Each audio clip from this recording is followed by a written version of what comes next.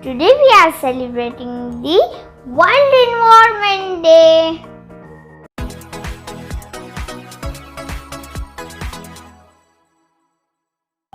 The World Environment Day is celebrated every year on 5th June.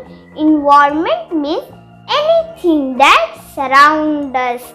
It can be living or non-living things.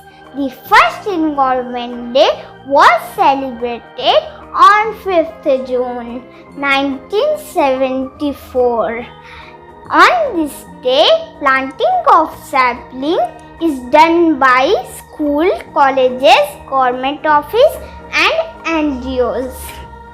On this day, important information related to the environment is given in the school. Due to harmful material, environment gets polluted.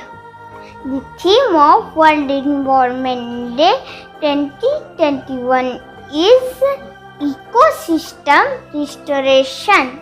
We can make our earth a better place to live by taking simple steps like planting a tree, throwing waste in proper bins, saying no to the plastic bags, etc.